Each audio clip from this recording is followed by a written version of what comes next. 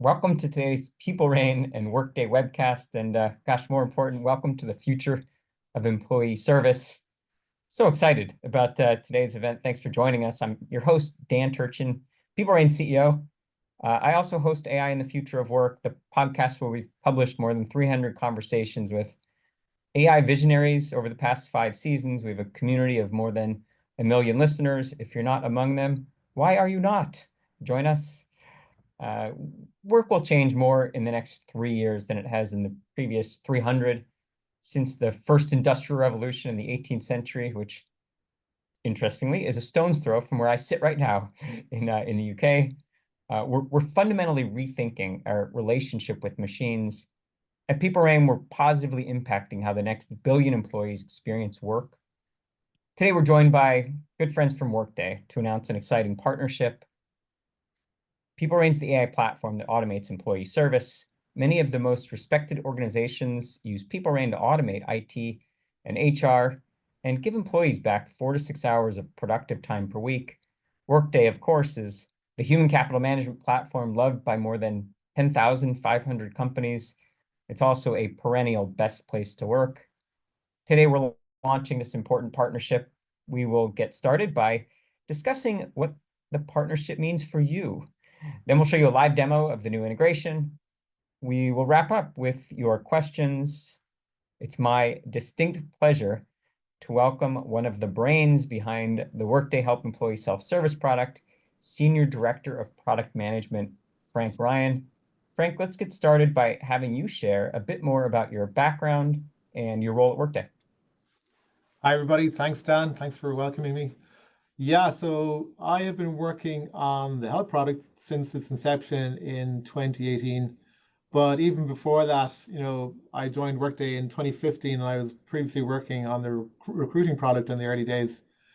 And even back in 2015, this was a hot topic, so the whole area of employee experience, what we're doing there was a hot topic back then. And there was an emerging demand and like a real kind of acceptance by customers that this is something that needs to be solved for.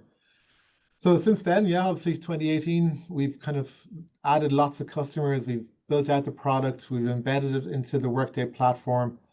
So yeah, I'm happy to talk about that and kind of get into a bit more detail. So thanks, Dan. Frank, let's kick things off by sharing a little bit more about the Workday Help product and the key problems it solves for your customers. Okay, so you can see here on this slide, there's an example of our user experience inside of Workday, and you can see that it's quite similar to everything else you would see in other Workday screens and so on. Our vision for the product is to have an AI-driven HR service delivery solution built to enable employee self-service and to boost in HR efficiency. So if you think about the kind of different levels of support, so going from tier 0 right up to tier 3, Workday Help tries to cover across those different tiers where possible, or enable that kind of solution across multiple different levels. And so what we're talking today about, Dan, is right, the kind of tier 0 to tier 1 side. Customers are asking for more options, more coverage, more options in terms of the front door, etc. So that's where we'll get into it today. But this is our vision. This is what we've been looking at and thinking about for the last while. And the next kind of phase for us will really be to dive into, agents and AI and all that kind of stuff. And yeah, here's a really good example. If you think about the different kind of HR things that happen to your, the things that happen during your kind of employee life cycle. So you join the company, you might change your job, you might, move, or you might, leave the company. There are big things that happen along the way, and help needs to be there where needed. But there are also situations where, if you can click on a little bit more, I think there's an animation here. So there's times where, randomly there's small things where you need help as well. So help is that kind of glue, in those situations throughout the Workday platform. The story I always use is where when I, started work on help, I was out going on paternity leave. So what I did was I went into our time and absence product. I filled in a time off request. Then somebody from the HR team came back and said, no, sorry, you're supposed to go into a different system. At that time, we were using ServiceNow. So it's good to ServiceNow, put in a ticket there. they worked on it and came back and said, now you go back into Workday and you put in a leave of absence request and you mark it as paternity leave. And you also go to this other third-party website where you fill in more details. So then I was getting notifications from multiple different systems all around a fairly trivial thing that happens a lot for people. They go out on leave. And that's just one example of the pain that employees would endure where they're working with multiple different systems, they're trying to get the answer or trying to get the thing done, and they don't know where to go. So this is where help comes in, and help is there when you need it, and it kind of consolidates that overall experience. Okay, thanks, Don. And yeah, so in terms of why help has been a success and why customers really find it useful, I suppose the main thing is that they have the ability to set up their own case deflection. They have their corporate knowledge inside of Workday. They enable tasks to be completed. When there's questions or issues relating to something, you can get support from the help from the HR service delivery team through the case management component. And then the last part here, which is really important for our discussion today, is Workday provides a flexible platform. We integrate with our partners. We provide more options for our customers. So we know that these kind of delivered products like Workday Help won't have everything. There will be situations where customers will need more configurability or different solutions that are outside of Workday. So this is where the flexible platform plays there. And that's a really big part of our overall story for help. Frank, I want to spend a few minutes talking about your perspective on the future of work. And I want to be very intentional here because in the technology community, we spend too much time what I'll call hyperventilating around the A, the artificial part, and we don't spend enough time talking about the I, the humanness of what we're trying to do at work and for employees. Maybe from your vantage point, what do you think is changing about the nature of what employees expect from their employer? I think the first thing they expect is that they have kind of the ability to get help where they need it. So they need to have, situations where there's kind of best of breed solutions to, when there's kind of a question or something, as I described earlier on.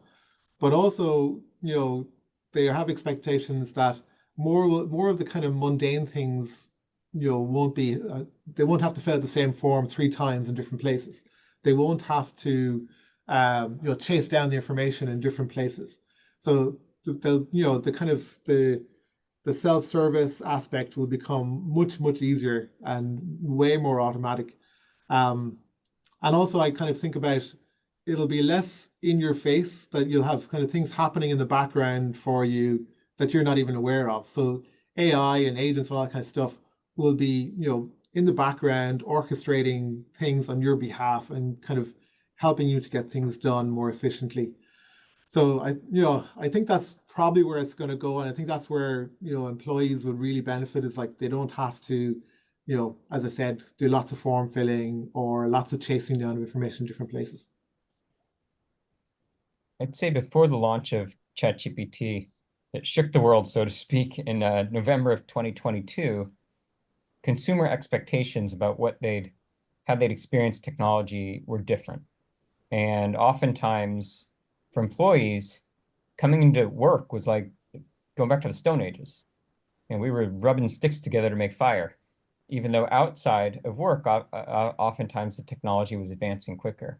Now, I feel like employees are starting to bring kind of that sensibility into the workplace because their expectations have changed, and there's a sense that I should be treated as a valued member of the team, just like I'm treated as a valuable member of a customer community outside work. How does that kind of shifting set of expectations based on the technology that we use influence how you and the team think about how to innovate in and around Workday Help? Yeah, like going back to the original part of our discussion there, I think the tools and the experience is a representation of your brand as a company and your employer brand, and that's really important. So how your employees experience that, kind of that's a representation of the company and your kind of your perception of it. So this is an area where customers and companies have been, really investing in even more and more like heavily over the last few years. And AI has kind of added another bit of a jolt to that where, you know, companies are realizing, oh, we do need to have a solution for this. We need to have a way for employees to get answers quickly and all that kind of thing. So yeah, what we're focusing on from a help point of view over the next while is focusing on, uh, you know, kind of agent-driven automation. So all the different stages of a life cycle where you've got a case coming in, it should be automatically classified in the background, so I don't have to fill in a form. It should be automatically triaged and assigned to the right person, and then when that person gets it, they should be guided in terms of what the right answer is, and kind of doing things in the background as much as possible. And then when that kind of process completes, sending the kind of insights or the analytics about what happened. So aggregating all of those kind of insights and telling the team, well, these are the kind of recurring questions and topics and issues that your team are dealing with. And these are the things that you should put in place to minimize that. So the case deflection structures or content that you need to put in place to minimize that. So that's where we're going to focus on for the next while from a health point of view. That's where we're kind of thinking that AI will have a huge impact. And like as we said, like there's multiple different ways for people to experience that. There can be different channels, different places, Workday, inside, outside. And that's kind of where we need to think about how we tie this all together. I'm glad to hear you say that. I knew that you'd say some version of that, but never again should an employee feel penalized because they don't know where to go to find the answer, or, you know, treated like a ticket in a queue. It's the most demeaning experience, right? In Yeah, fact, one of the things I exactly. find ironic is that until relatively recently, the persona that HR software was built for was not the employee. It was someone in HR, and it was there to manage the artifacts that truly impact the employee's life. And yet, they were at a distance from, any of that information, and how to engage the system for themselves. And I'm proud that as part of this partnership, we're changing that. Maybe talk about how that addition of the employee persona on top of traditional HCM, human capital management, kind of drives your vision. Yeah, it's interesting. Not just with AI, even with the basic functionality we have inside of Workday, we haven't emphasized that as much as we probably should over the last while. And now it's been a thing that's really been hit home the last while, this employee experience.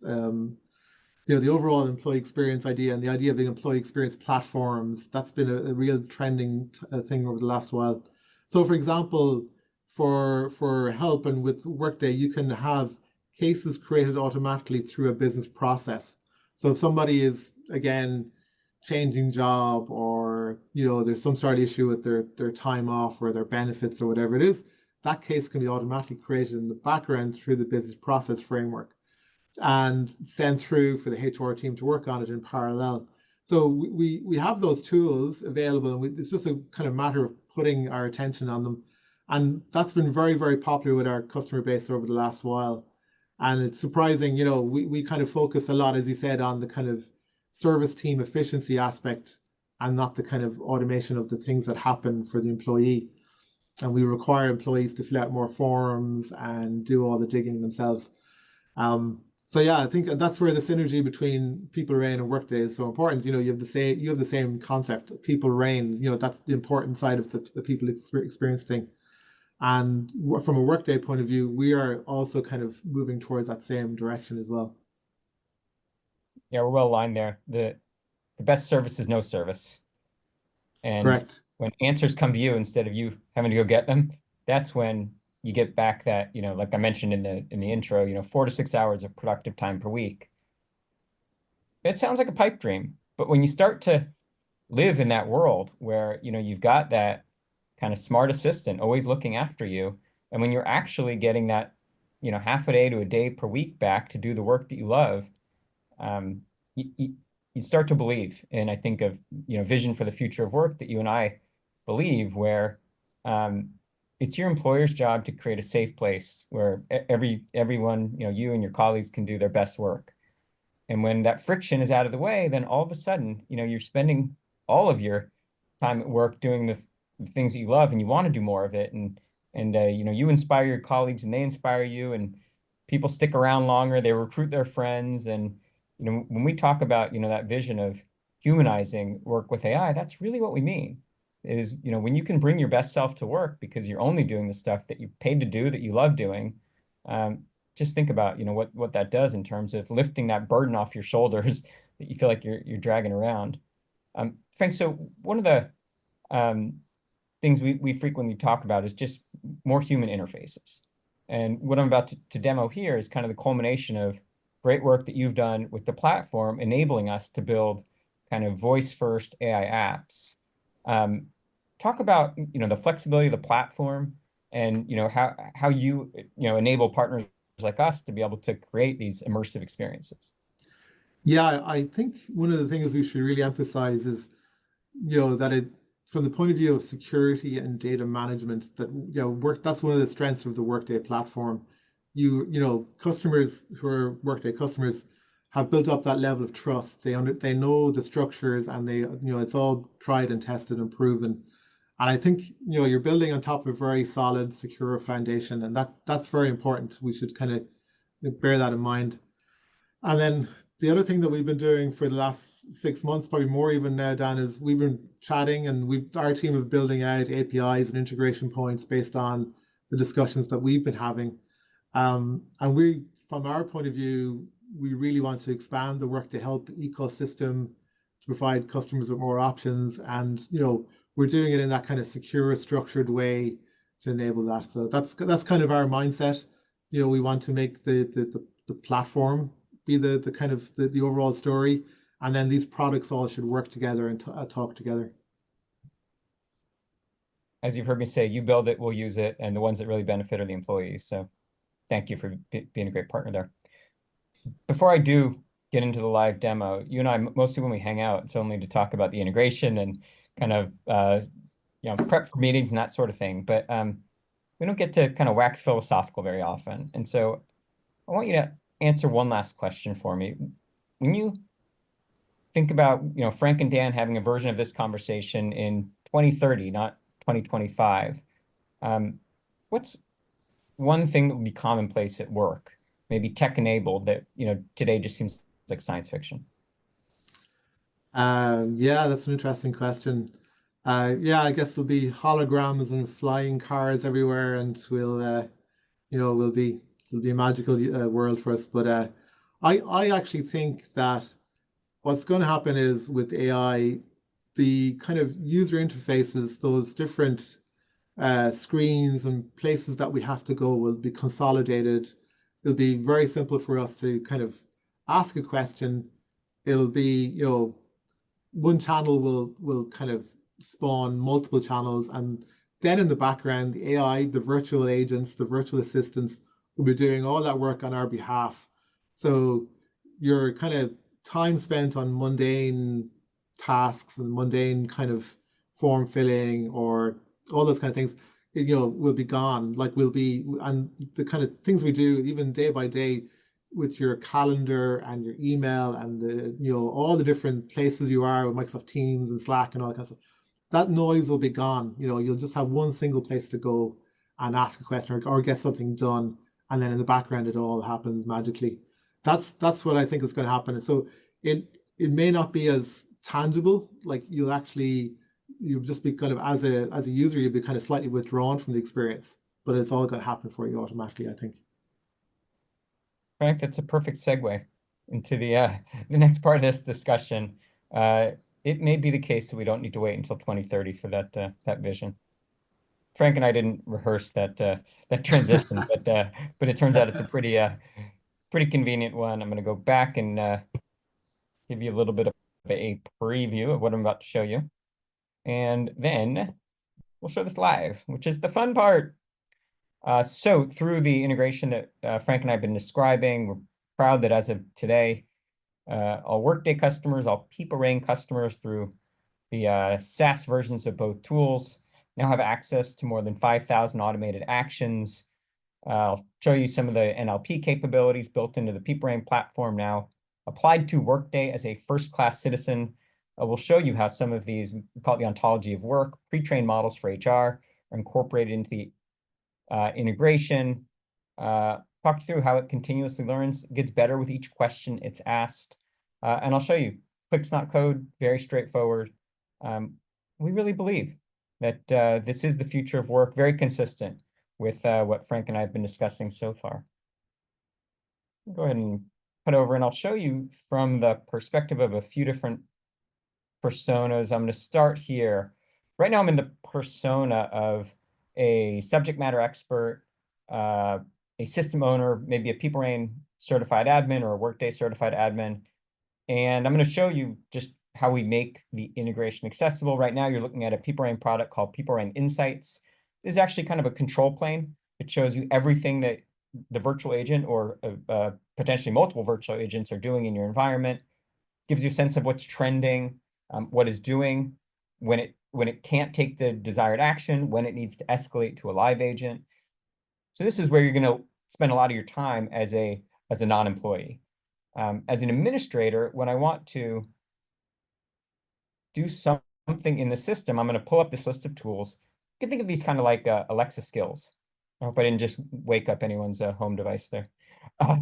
And what you'll see is this is just toggle them on and off. If I want to be able to add a user to a distribution list, these represent different kinds of skills. In this case, I have a few turned on. Here's one turned on for HR and healthcare. And we will see I've got two new ones here that appeared. Tools as part of this Workday integration. I've turned on this virtual agent is allowed to access Workday help articles and manage Workday help cases.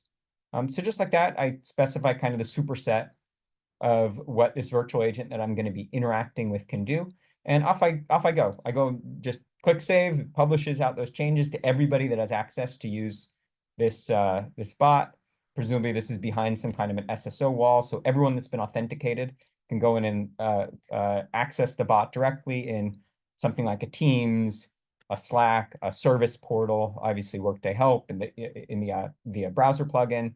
And so that's actually the interface I'm going to show you today. This is exactly the experience you get in Workday Help.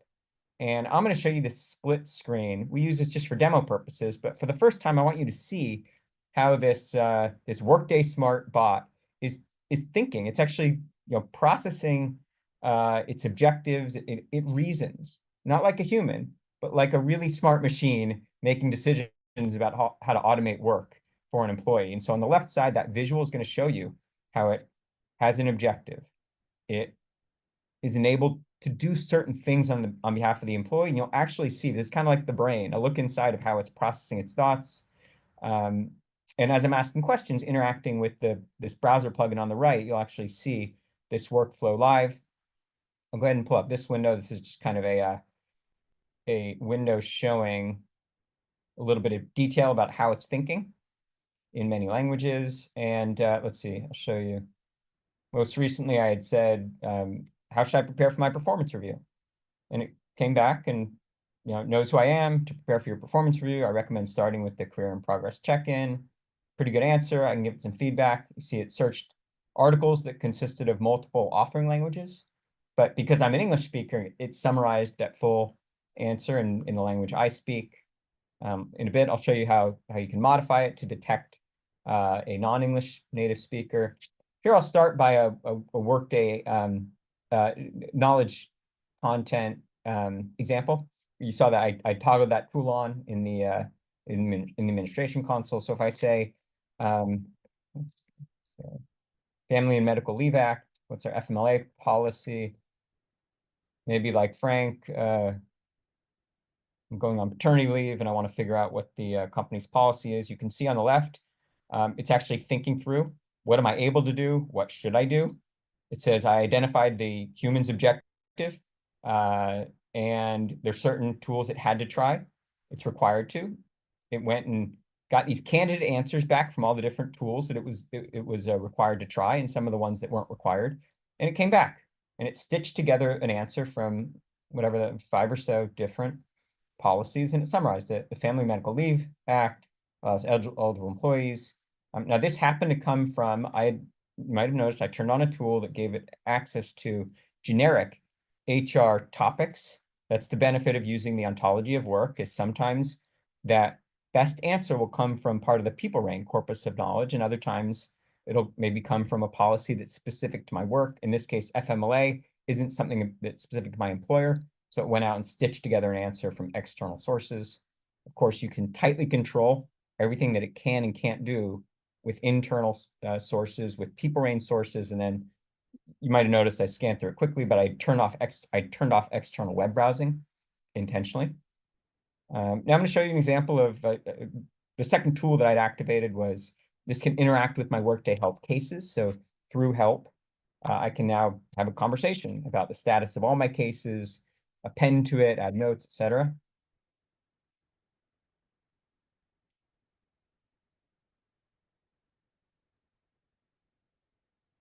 So I just use natural language. There's actually a neat feature in the Insights console that shows you all of the utterances, the user's expressions that were mapped to a certain intent. So you can see oftentimes, 50 or 100 different ways that this same workflow was invoked based on how the user expressed their intent. And that's when you look at the left on the cognitive processing, it's identifying the intent first, and then it'll go and find the intent, invoke the workflow. In this case, come back and show me a list of, this is not Frank's, but someone else had a paternity leave. They want to split up their paternity leave into pieces, and then they wanted to, it's like order or have a question about their ergonomic chair. I can go ahead and give it some feedback. The model gets trained continuously based on a combination of content that's updated. It maintains a data pipeline, but also explicit feedback like this. I gave it a thumbs up, but also there are 30 or so other signals that the AI is using to learn about whether or not I got it right. Did I click a link to learn more? Did I ask a question and then create a case right after that? So it's incorporating all that into its learning so that it can always provide hopefully a more helpful version of the answer.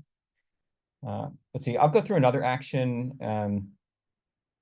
Let's say maybe I just came out of that performance review and I'm getting a title change, and I should be able to just go and, assuming it's been approved by my manager, go ahead and update my title. And assuming this is something that's turned on in Workday, and I have access to it. Yeah, so it came back with a nice simple version. This means I had access to that capability. This means my manager had approved it. All of those kind of governance tasks have taken place. It went ahead and distilled the workflow in Workday down into just one simple field. So let's say maybe I got a promotion. Maybe I was a junior janitor. Now I'm just the regular. Now I got promoted to the regular janitor. I wash the main floor. And just like that, go ahead and give it some feedback, and I'll come in here. And now I'm actually going to log into Workday. And just for this demo, I'm going to first log in as an admin. I'm going to go ahead and proxy the user that I just updated the form for on the back end in Workday. So I'm going to start a proxy. This just lets me impersonate a user. I happen to know that the user's name is Alex, whose org chart title was just updated. I'll go ahead and say I'm going to impersonate Alex. Now I'm logged in as Alex. It shows that this change was requested 45 seconds ago for my manager, Eric. And we can see I requested this. Proposed title was janitor, and now as Eric, I can go ahead and approve it. Obviously, that's an approval that would presumably automate it as well through Eric's version of Workday Help. But that was a lot of clicks and something that both Eric and I needed to know how to do. But now I just go into Workday Help or Teams or wherever the most intuitive place is to get that work done, and I do it with natural language, with conversation. Let's see, I'll show you one other example, and then we will open up and go through some questions. Let's see. Only this time, I think what I'm going to do is I'm going to try a different language. So let's say now, instead of being a native English speaker, I'm going to actually click into Google Translate. And if I wanted to say, What do you know about our relocation policy? But let's say I don't speak Hindi. Perhaps someone else does on the call, but this is Google Translate's version of what do you know about our relocation policy in Hindi? And if I now come back and tell my personal virtual agent that I'm assuming Google Translate got that more or less right, my virtual agent's now going to detect that my native language now, presumably not as my previous user, but in the persona of a different user who's speaking Hindi, is able to come back and get an answer that was translated into Hindi. And just for kicks, I'll go ahead and now ask the same thing. I'll convert back to English. And instead of that answer in Hindi, from that same underlying English author document, if I switch back, ask it in English, it should now recognize that I'm speaking English, and it should come back with the same exact version of the answer, only now it knows that it's speaking with someone who prefers to be spoken to in English. All of the content that I've authored is now available in 90 languages. And you talk about a way to make every employee feel trusted and valued and respected and like they're a first-class citizen. 24/7 service supports their language. It gets better all the time. That's the future of work, is when you really feel like you're empowered to do great work because your employer is providing you with the tools that are required to help you be the best version of yourself. There's much other innovation that we're introducing as part of this integration. I just wanted to spend a few minutes at least introducing you to some of the capabilities that we're launching today. And I had threatened that I would pause long enough to take some questions. I know Frank and I had other topics that we were going to come back to, but please, if you have a question, put your hand up. Time permitting, I will pull any questions that come from the live audience. Frank, I'm going to start with a question for you. So you've seen this a number of times. You certainly helped us with co-innovation partners. What stands out most for you about what you think will benefit our customers? I think it's, well, from a Workday help point of view, from a Workday point of view, I think it's the ability to have multiple sources of knowledge. So not just HR. So if you have other sources of knowledge from kind of IT, legal, financial, etc., using that as the source of answers would be really powerful. So the kind of collation of all those knowledge sources, and then through the technology that you've just shown there, having like one place to go to ask a question. I think that's really powerful because going back to the example that we gave, you don't want to be jumping around to different places trying to get the answer. Ideally, you have just one place to go to ask the question. Yeah, we think this is a much more intuitive interface. You don't need to know when it's an IT issue or when it's an HR issue. I could have just as easily invoked workflows. I mentioned that ontology of work understands all of these different capabilities. Well, if you say, troubleshoot my VPN connection, it'll pull up a workflow associated with troubleshooting your VPN or a security issue. I need to get a guest into the building, or I need to add a dependent to my benefits. Those are all equally attractive from the perspective of your world-class executive assistant knows the whole you. And part of what it means to know the whole you is that you no longer have to wrestle with the tools. Everything just feels super intuitive. I can also speak to it.